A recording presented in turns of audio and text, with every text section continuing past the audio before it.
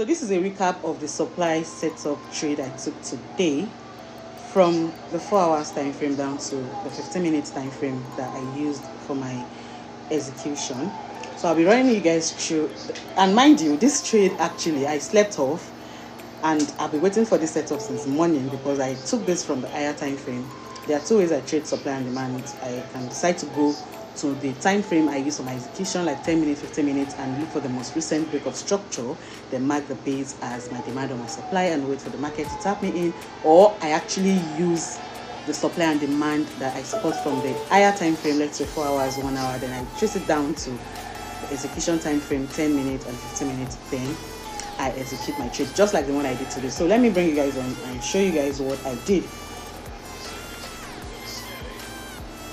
Okay, so I spotted this supply zone on my 4 hours time frame, but then again, except I want to swing trade, what I did was I went down to my 1 hour time frame and waited for this particular supply zone. Then from there I also narrowed down to my 30 minutes time frame and saw the same supply that I spotted from the 4 hours, 1 hour, and now 30 minutes.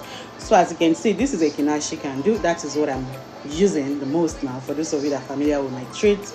And the thing is, it helps me see the road clearly. It helps me know that, oh, the buyers are still clearly in and the sellers are still in, instead of the, let me change it, instead of this normal candlestick that we use. So now what I did was I narrowed down to my 15 minutes time frame. And okay, so there's this minor support that is spotted here.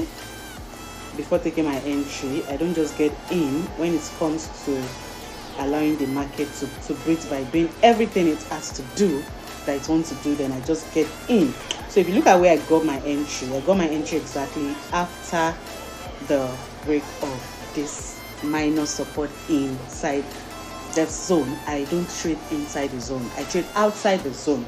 So guys, this is me just showing you how I traded today, and I try as much to stay away from the 5 minutes time frame. If you see me uploading anything that has to do with 5 minute time frame, mind you, my trade were not taken from there. I only maybe went in there to check some things, but then 5 minutes is a no-no for me. If I'm doing anything, I do it from my 15 minutes and 10 minutes. Those are my two execution time frame when we're talking about the lower time frame. So I just thought to show you guys a recap of the trade I took today, since I did not record the live trade when it was playing out from the beginning.